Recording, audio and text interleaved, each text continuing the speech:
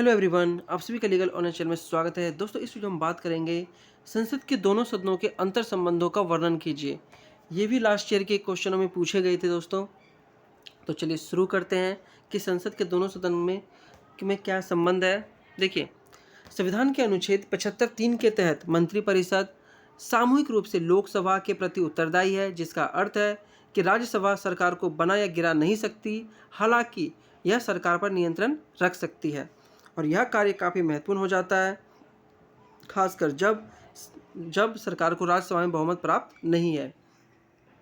किसी सामान्य कानून के मामले में दोनों सदनों के बीच गतिरोध को हल करने के लिए संविधान दोनों सदनों की संयुक्त बैठक का प्रावधान करता है। दरअसल अतीत में ऐसे 3 मौके आए हैं जब संसद के दोनों सदनों की आपसी मतभेदों को सुलझाने के लिए संयुक्त बैठक हुई थी।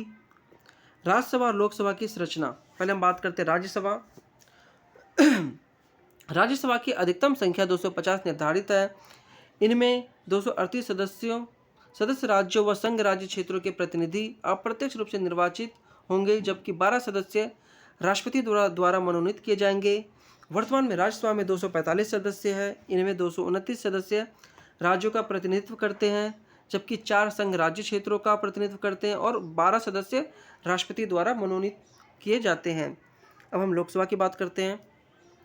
लोकसभा की अधिकतम संख्या 552 निर्धारित की गई है। इनमें से 530 राज्यों के प्रतिनिधि, 20 संघ राज्य क्षेत्रों के प्रतिनिधि होते हैं। एंग्लो इंडियन समुदाय के 2 सदस्यों को राष्ट्रपति नामित या नाम निर्देशित करते हैं। वर्तमान में लोकसभा में 545 सदस्य हैं। इनमें से 530 सदस्य राज्यों से, 13 सदस्य संघ राज्य क्षेत्रों से और 2 सदस्य राष्ट्रपति द्वारा नामित एंग्लो इंडियन समुदाय के होते हैं।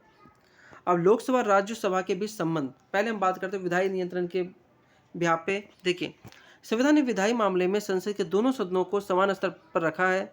एक साधारण विधेयक किसी भी सदन में पेश किया जा सकता है, लेकिन कानून में लागू होने से पहले इसे दोनों सदनों द्वारा स्वीकार किया जाना चाहिए।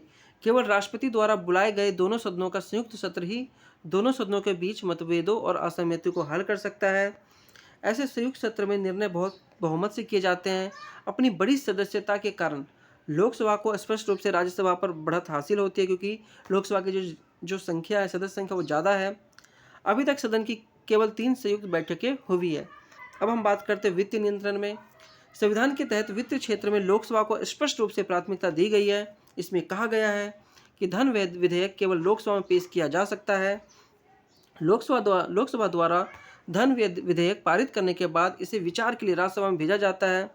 राज्यसभा के पास विधेयक पर सुझाव देने के लिए 14 दिन का समय है। हालांकि प्रस्तावों को अपनाना या अस्वीकार करना लोकसभा पर निर्भर है। यदि राज्यसभा 14 दिन के भीतर आवश्यक सिफारिशें नहीं करती है, तो यह माना जाता है कि विधेयक को लोकसभा के समान राज्यसभा द्वारा अधिनियमित किया गया। मतलब 14 दिन तक ही राज्यसभा इसको रोक सकती है।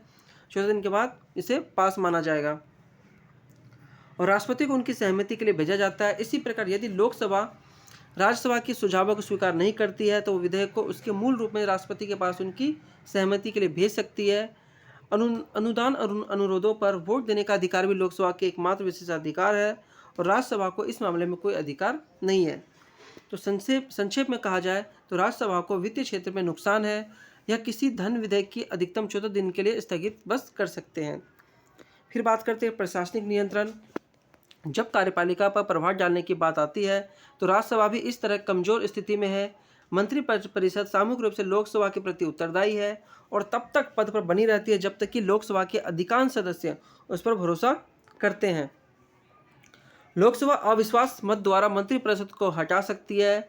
लोकसभा के सदस्य विभिन्न विभागों की गतिविधियों के बारे में पूछताछ करके और उनकी कमियों की पहचान करके कई मंत्रालयों पर प्रभाव डालते हैं। राज्यसभा को मंत्रिपरिषद की नीतियों और कार्यों की आलोचना करने के साथ साथ विभिन्न सरकारी गतिविधियों के बारे में उनसे जानकारी मांगने का भी अधिकार है। हालांकि किसी मंत्री को वोट देकर बाहर करने की क्षमता की कमी के कारण इसका नियंत्रण अप्रभावी हो जाता है। इस मामले में राज्यसभा निर्विवाद रूप से लोकसभा से कमतर है। फिर आती है संवैधानिक शक्तियाँ। जब संविधान में संशोधन की बात आती है, तो दोनों सदनों को एक समान स्तर पर रखा गया है। संविधान में संशोधन का प्रस्ताव संसद के दोनों सदनों में से किसी एक सदन में आ सकता है और इसे दोनों सदनों द्वारा अनुमोदित किया जाना चाहिए। तो दोस्तों, ये चारों तरीके से आप इनके रिलेशन को आप एक्सप्लेन कर सकते हैं। अगर दोस्तों आपको वीडियो अच्छा लगे तो वीडियो को लाइक कीजिए, चैनल को सब्सक्राइब कीजिए।